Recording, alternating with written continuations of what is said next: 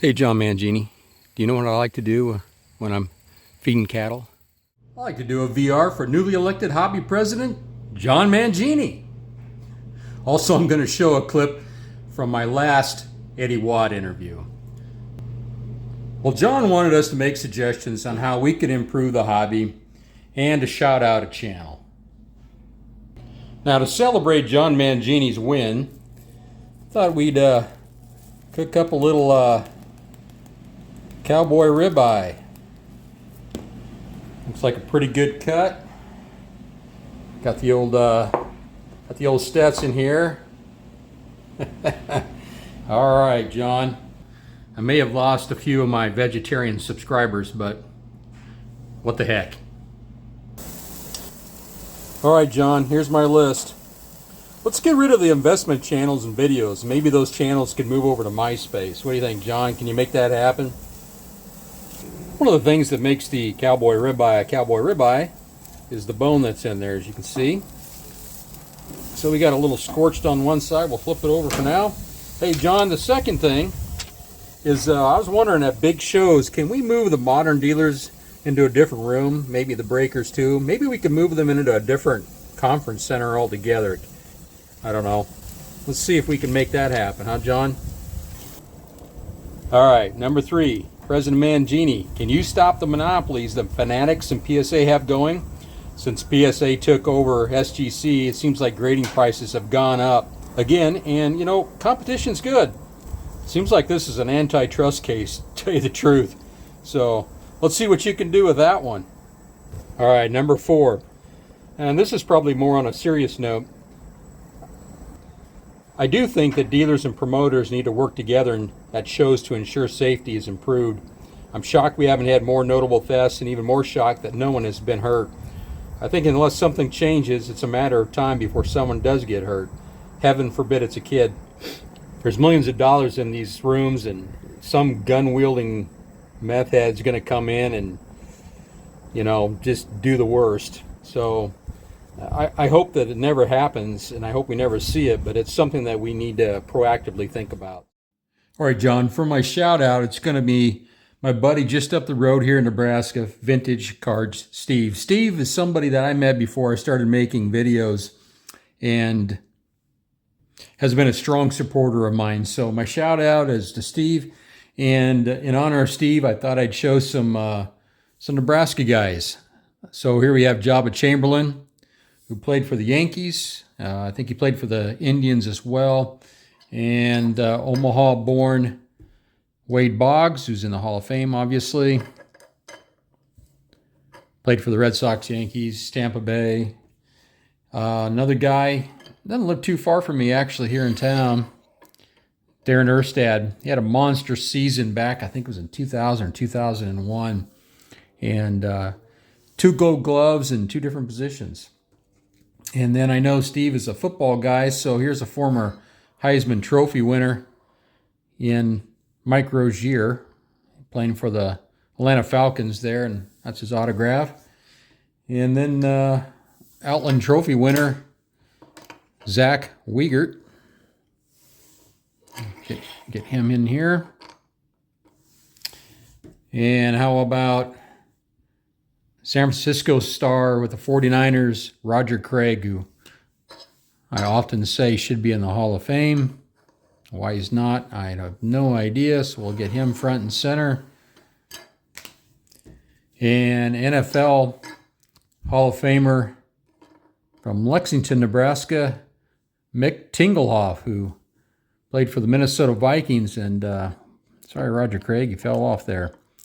Mick Tingelhoff went to high school with a guy named Monty Kiffin, who became a very, very well-known and great coach in the NFL, responsible for the Tampa 2 or Cover 2. So next we have Omaha native Jackie Brandt, who played for the Orioles, and here you see him with the Giants.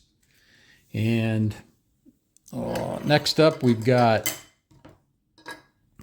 Russ Snyder, who lives in Nelson, Nebraska. To this day, he's from that area and would come home during the off season. He won the 1966 World Series with the Baltimore Orioles. And then we've got this guy who's playing currently with the Philadelphia Phillies, Omaha native Alec Bohm. And lastly, Weston, Nebraska native Bob Cerv, who went on to play with the A's and the New York Yankees. So there you have it. I'm sure that everybody that's watching my channel is subscribed to his channel, but if you're not, go check out Steve.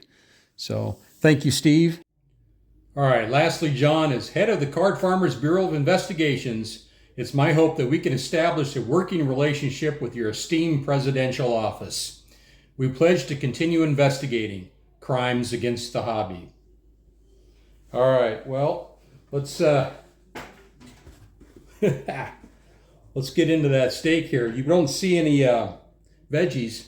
Who needs it, right? All right, well, next up, I got a clip from my last Eddie Watt interview. So keep growing your collection, card farmers, and thanks for tuning in. All right, what do we got here? Look at that, medium rare. Well, you and I had breakfast a little bit ago, and you were telling a story about 1966. You're headed to spring training. Finish that story for us. Well, I just 66. I was in my 8th semester of college. I finally got out. I graduated in January of 66, and a couple of days I was headed to spring training. My first official spring training with the Orioles, and I had $100 in my pocket, and that was all the money I had in the world. I didn't get a bonus to sign, and I'd had to go to school every fall. I'd promised my mother I'd finish college and get a degree, and so I would go to school during the day, and I'd work all night. And so I ended up with $100, took off for spring training, driving. And I got down to Florida, jumped on the Florida Turnpike toll road, and I realized after I got down to Yeehaw Junction that I was out of money. I had just enough to pay the toll, but could go no further. So I got off on a little side road and ended up cruising into Miami, and got there, and that ball club had set up a place for me to stay, which was out on the Tamiami Trail. And as I walked in, I said, "Okay, I'm Eddie Watt. Here I am." And they said, "Oh yeah, we're expecting you. Your room is such and such, and we would like a $200 deposit. You'll be here for a while." And I said, "You don't understand. I'm broke. I think I had 47 cents in my pocket, and that was all I had to my name." And they said, "Well, we have a $200 deposit." Well, I said, "Okay." I took my little girl, who was, not the little girl, that was, she was 3 at the time, picked her up, set her on the counter, and said, "Okay, here's your deposit. When I get $200, I'll come back and redeem her." And the lady didn't know what to do then, so she called the Orioles, and I got a $200 advance, and I didn't have to put a security deposit down, and I could buy some food and stuff. But that was about as broke as anybody could get. And then when we left to go to spring training, going to Baltimore, I had a wife, I had 2 kids, and a car to get to Baltimore because I had to fly up with the team. So I go back in and again get some money. They paid for my wife and kids to go to Baltimore, and they paid for a driver to come take my car to Baltimore. And then, of course, I had to pay them back. And I ended up that first year with being in debt to start the season, and my paychecks were $157.20 for 2 weeks. And that was the extent of my livelihood for the first year. So you see that all major league players are not $100 million players.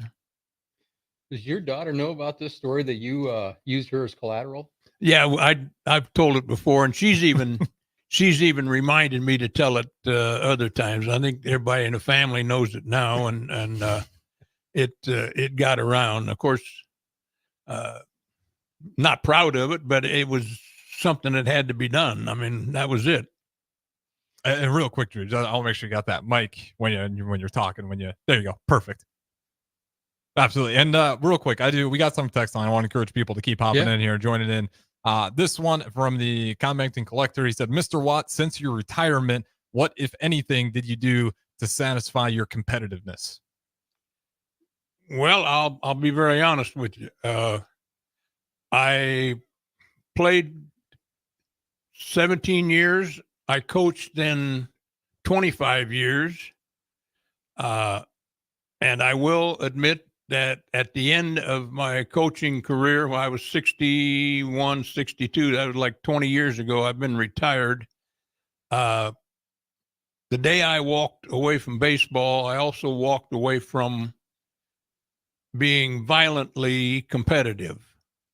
I played basketball until I was 50.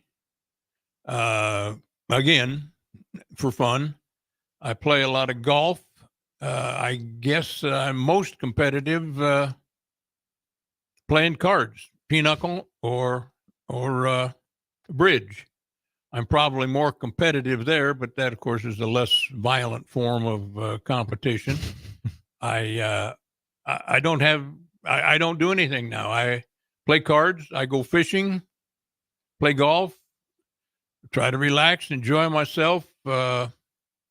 I have a lot of arthritis, so I don't get too active in a lot of things. Absolutely. And then we do got another one, unknown texter here, 2668, wants to know, was there any batter you feared going up against? Well, most of them. I never had a trick pitch. I never did anything that ever really fooled anybody. I'm a great believer, and as a pitching coach, was one of my philosophies was do what you can do and do it very well, and do it better than anybody else, and do it better than the hitter can read you. I had a lot of people. Pete Rose, of course, was a outstanding hitter. He got over 4,000 hits. Rod Carew was fundamentally the outstanding hitter. Jim Northrup, not known to be a great player, but I think if somebody hit me the hardest, it was Jim Northrup on a consistent basis. Billy Williams was a great hitter. You see, everybody I'm naming is left-handed. I had a much better record, hit-wise, everything, against right-handed hitters. I had somehow the ability to make them uneasy in the box and easier to get out than left-handers. Absolutely. And then we got one more here I want to get to, and then we got a little bit, 5 more minutes left. This one we got from Tim Miles fan. Was there any pitcher that you tried to emulate your game after in the big leagues? No. Like I said, I always tried to just be myself and be the very, very best I could. My ability lay in certain areas. I was not a great pitcher. I was a good pitcher.